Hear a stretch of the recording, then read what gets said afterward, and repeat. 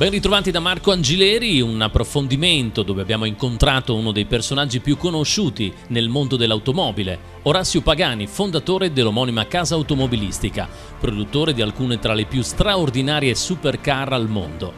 Lo abbiamo intervistato in occasione della sua presenza in Friuli per il 60° anniversario delle Frecce Tricolori, a cui Pagani ha dedicato uno speciale modello prodotto in 3 esemplari, la Huayra Tricolore. Un'autovettura da sogno dal valore di 6 milioni di euro. Un particolare ringraziamento all'amico Pierluigi Lotti che ha reso possibile il nostro incontro con Orazio Pagani.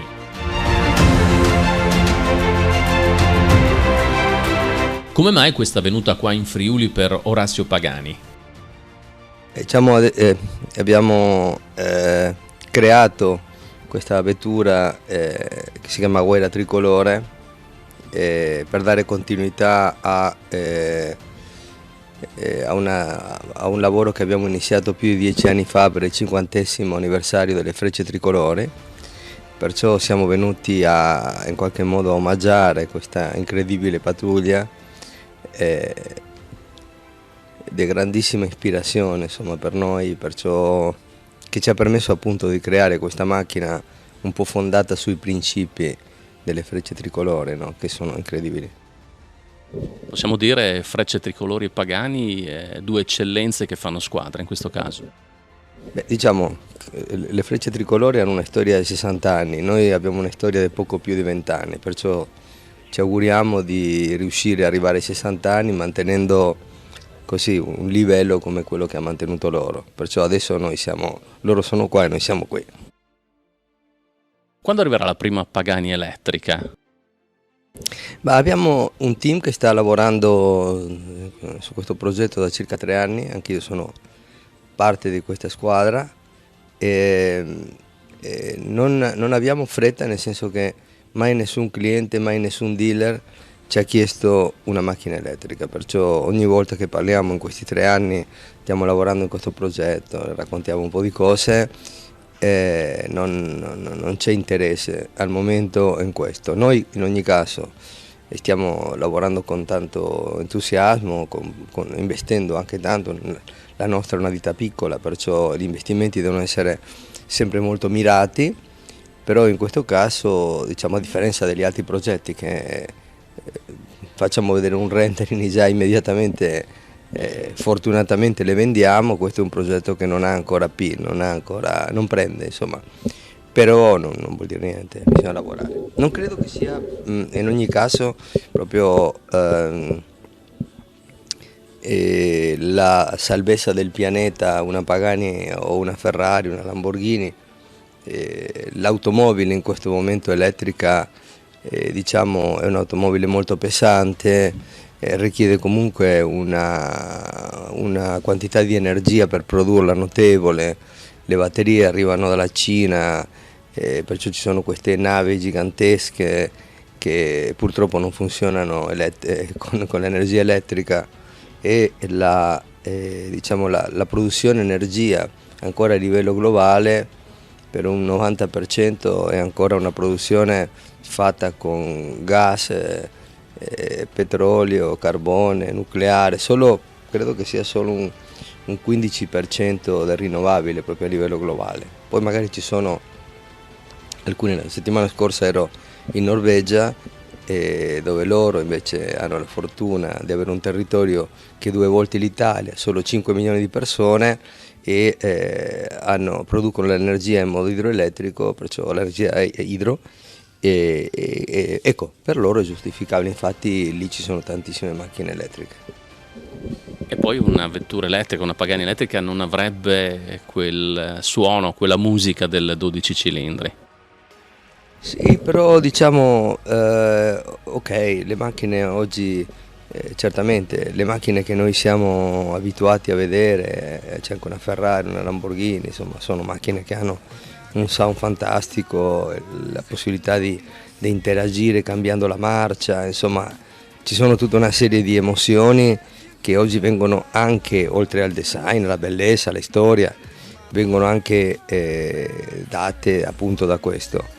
E infatti la difficoltà o l'opportunità, no? Non diciamo difficoltà, l'opportunità più interessante è quella di creare ed essere in grado di creare una vettura che genera emozione al punto che un cliente sia disposto a spendere anche alcuni milioni di euro su una vettura che non ha un motore termico, non ha un cambio, eccetera. Poi magari la macchina esternamente la riesce a fare bella, probabilmente uguale o più bella, non lo so, però è una sfida. Insomma, noi amiamo le sfide, perché quando abbiamo fatto la prima macchina tutta in carbonio era una sfida, quando abbiamo sviluppato l'aerodinamica attiva era una sfida, perciò a me fa piacere, insomma.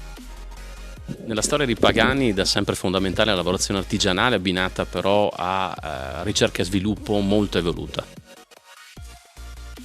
Sì, diciamo che dall'inizio ci siamo un po' caratterizzati su questo. Allora, i principi che un po' il DNA della Pagani non appartiene in realtà alla Pagani. Abbiamo una filosofia che abbiamo imparato da Leonardo. Leonardo ha detto più di 500 anni fa: l'arte e la scienza si possono fondere, possono camminare mano nella mano.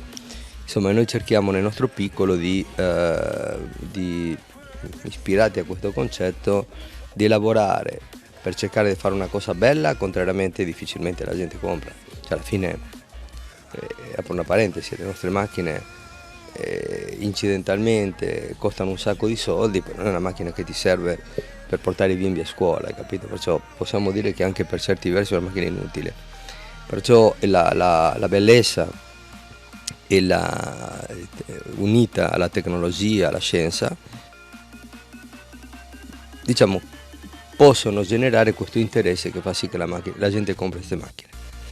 E perciò dobbiamo investire molto sia in ricerca, nel fare la ricerca artistica, nella ricerca del bello, ma tanto anche nella ricerca scientifica. Diciamo che la nostra fabbrica, la nostra compagnia, per quanto piccola, è una compagnia che si è focalizzato moltissimo. Ad esempio, siamo stati pionieri nel mondo dei materiali compositi. Oggi i nostri materiali li vedi negli aerei, li vedi nelle Formula 1, li vedi un pochettino dappertutto, li vedi anche nelle arti delle persone che fanno le Olimpiadi. Insomma, questi materiali fortunatamente sono un pochettino dappertutto.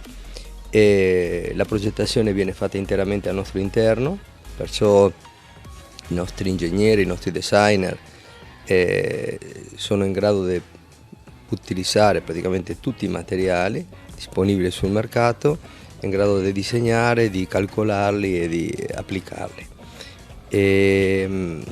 Per quanto riguarda la parte che noi non sappiamo fare, perciò la parte che è meno nota, meno conosciuta, abbiamo dei partner che sono di eccellenza, cioè sono relazioni che abbiamo costruito in questi 25 anni più o meno.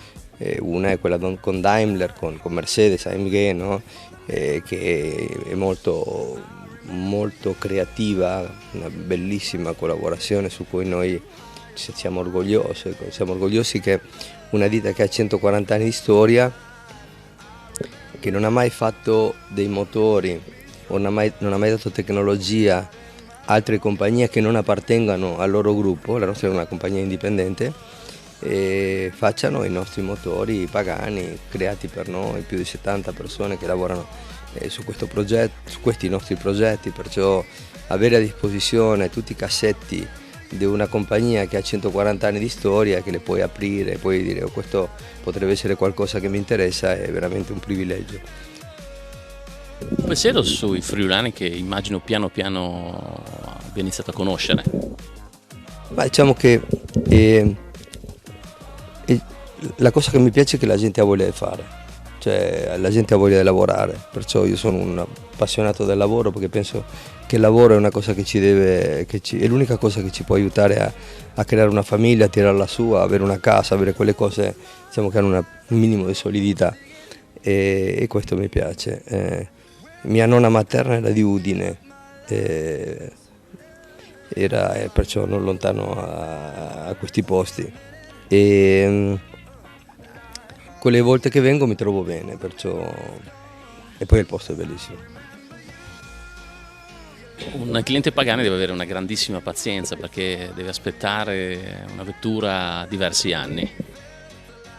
Eh, allora, noi facciamo dei vestiti su misura, perciò devi aspettare per forza, perché c'è tutto un processo che non è soltanto quello della costruzione fisica della vettura, ma c'è anche tutto il processo di scelta.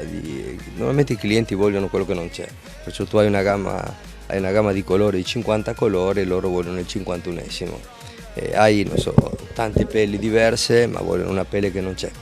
Però è parte di questo viaggio, insomma, ripeto, queste macchine non è che il dottore ti dice che le devi comprare, queste sono cose che te li compri per farti un regalo, un premio a te stesso, che adesso te le compri anche perché abbiamo visto, le statistiche parlano che sono stati uno dei migliori investimenti degli ultimi 20 anni. Nel mondo dell'auto, delle vetture nuove, le nostre sono quelle che hanno aumentato fino a 10 volte il valore, perciò diciamo, per chi vuole anche o vuole non rimetterci dei soldi è stata una buona cosa. Speriamo diciamo che continui così, però sì, oggi devi aspettare circa 3 anni, ecco, per avere una macchina.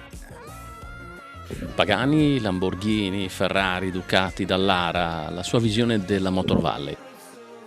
La Motor Valley è qualcosa di straordinario perché do un esempio non per essere autoreferenziale, però racconto quello che è successo a me. Io abitavo in Argentina in un posto un po' sperduto della Pampa e